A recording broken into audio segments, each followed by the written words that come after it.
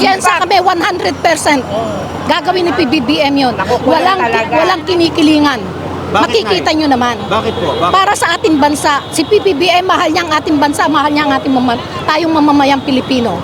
Mulat sa pulpa yan. Pinayagan pa pa. Kaya Apulakay pa. Kaya Apulakay pa yan. Understand, hiwalay pa tong protesta na to dun sa mga nangyayari ngayong araw. Ano yung isinusulong naman ng grupo ninyo?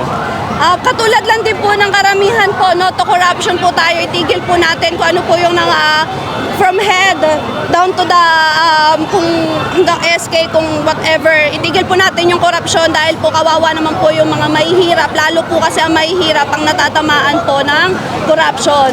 So yun po, pinapanawagan din po natin na suportahan po natin ang ating gobyerno sa mga hakbang na ginagawa because we're doing, the government is still doing their best para ihayag, bigyan ng pangalan yung korupsyon sa mga tao. Sobrang halaga kasi bilang kabataan talaga nagkaroon kami ng voice para ipahayag na hindi kami nandito para lang kay PBBM, kundi 31 million Filipinos voted for him. Kaya siya nandiyan dyan. Hindi siya nandiyan dyan dahil sa trip lang, kundi dahil niluklok siya ng mga Pilipino and kung ano yung government natin, dapat sundin natin yon para mas maayos na Pilipinas at nandito naman tayo dahil sa corruption. Dahil ito yung mga henerasyon na nanakawan pa ng gobyerno. Kaya ngayon gusto namin lahat ng buong Pilipino, sambayan ng Pilipino na itigil na yung korupsyon para sa kinabukasan ng mga susunod pang henerasyon.